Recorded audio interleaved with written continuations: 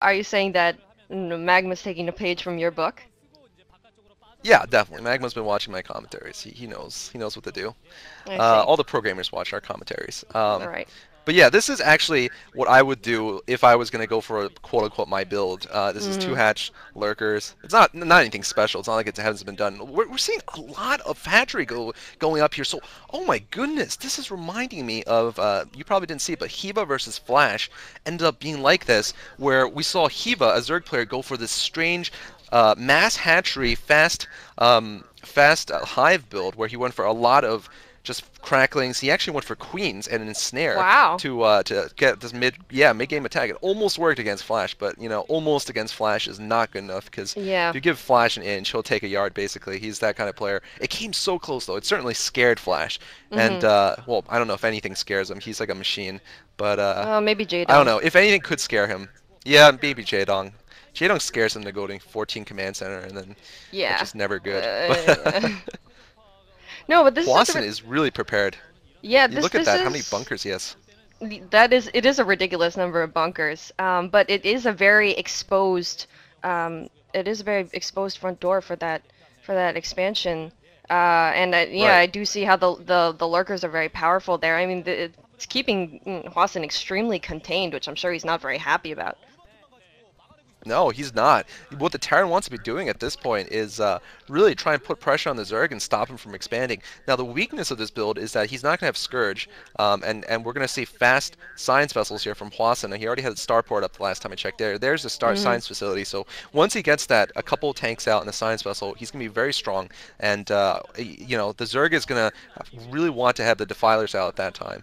And that's why he's going for this fast hype. But he's also going for lots of hatcheries. This reminds me of a Protoss versus Zerg because the Zerg will get this many hatcheries and expansions against Terran. Oh, there's the Spire actually, so he is going to have Scourge. Never mind. But against Terran, this is a kind of a difficult build to pull off. It requires really immaculate large army control. Mhm. Basically, he's going to have one chance to stop Hwasin from pushing out. He better squash him.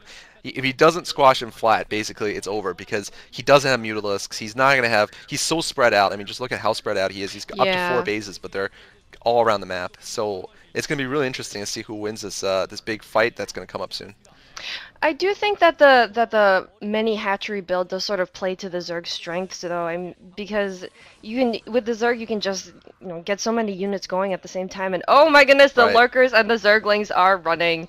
Um, Yeah. that but more lurkers are coming out so we'll see what new role these reinforcements play. I guess I don't see the science vessel out yet, but I guess with those the scanner is enough to sort of send the lurkers looking for cover. Yeah, what so do you think that the lurkers are just gonna come and the new lurkers are gonna come reinforce the old lurkers or they're gonna go somewhere else? Well, that's a really good question. Lurkers, there's a couple options here. You can just sort of burrow, unburrow, and leapfrog backwards, try to delay the Terran, or you could go for a squeeze play, which means that you separate your units into 2 groups and try to squeeze Right. the Terran and kill him.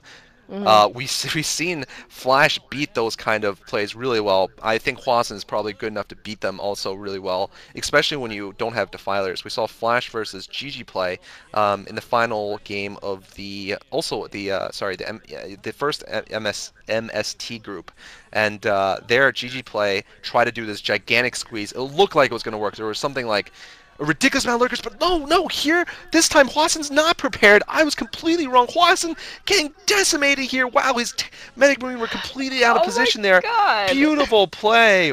Beautiful play from the Zerg player. And Hwasin looks shocked. I think he just had it. Oh my god, he's getting What? ripped apart here. Oh no! Why did he have that science vessel just floating there right in front of the Scourge? That was terrible. I Oh mean, man. really bad control, and wow, forget what I said. I mean, I was gonna go into this tirade about how it's hard to win as a Zerg, but but Hwasin is making it look easy by just walking into those something like 8 lurkers versus Medic Marines. You just can't engage them with Medic Marines like that, and wasting an irradiate, in my opinion, on lurkers. He needs that irradiate for the Defilers when they come out because they're the main Mhm. threat. But looks like he needs to break this mineral only here, and looks like another attack coming in here from Magma. Magma Oh going in man. here and wow's doing a lot of damage here to the Mech Marines. Although I think his Zergling force is going to get killed. Doesn't matter Yeah. though. I think he's cut down enough that this force is not going to be able to do that much damage. Nidus Canal up and a Defiler out, and that Defiler's going to have consumed soon. And that army has just been completely whittled down there during this frontal assault.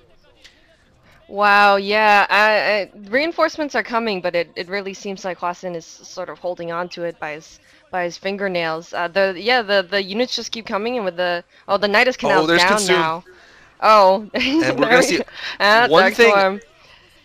Yeah, Dark Swarm, that's a great equalizer. And here we go, great Dark Mhm. Swarms over the tanks and catching the Marines. The tanks are all down. That means this advance must stop because there's lurkers and there's no way he can keep going. Hwasin trying to take an expansion at the upper left, but this is really unlucky for him. Do you see how the drones saw that expansion? Mhm. Yeah, it's just going to be really hard for him to hold now because he has no army really, and he doesn't have any threat to. He doesn't pose really. He doesn't have a force that Magma has to watch out for. And by the way, in the commentary I did of Boxer versus Magma, I did note that Magma had really good defiler control.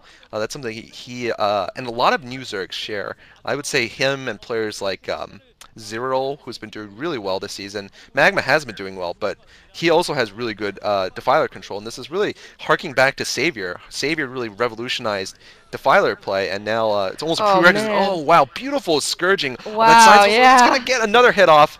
Science Whistle's still alive. Fire bats all over the place, but I think he's gonna actually breach this base briefly, but I don't know if he's gonna be able to advance to the 12. Looks like he's actually forced back because there's another force coming from the south. Yeah, definitely. And I was just gonna say, oh, so at the beginning of this game, you say, oh, Magma's this no-name player from Eastro, and now you're saying, oh, he's like savior. Come on, are you flip-flopping here, Cholera? Good point. Good point. Well, I'm saying savior-esque, but I say a Mm-hmm. lot of things are savior-esque. Yeah. I mean, I guess the other thing you could say there are plays that are Zerg that aren't savior-esque. Like if you went for insane like offensive hatcheries with like offensive sunken colonies, that would be yellow-esque. With Mm-hmm. of course NC Yellow, the old pimp player who's now kind of all he does is really drink and pick up girls and play StarCraft once in a while. But he is awesome nonetheless. He, of course, King of Silver Medals, the original king. But anyway, we're seeing a big, another big swarm there, really important swarm, catching Yeah. all those protecting all the lurkers, and once again another force getting demolished there. Hwasin does not have the ability to keep producing all those tanks. So he doesn't have tanks. He's just going to go straight up Medic Marine and Science Vessels, SK Terran as they call it. And by the way, the reason why they call it SK Terran is not because Samson Khan or SKT1 invented it, is because there was somebody whose initials were SK. I think his name was like Oh, there's an Silent Control or Ultralisk. something. He was the one Mm-hmm. who, yeah, who invented the SK Terran build. But it has nothing to do with SK being the team name or anything. It's just some guy's initials. Yeah. Anyway, ultras are out, and this is the strength of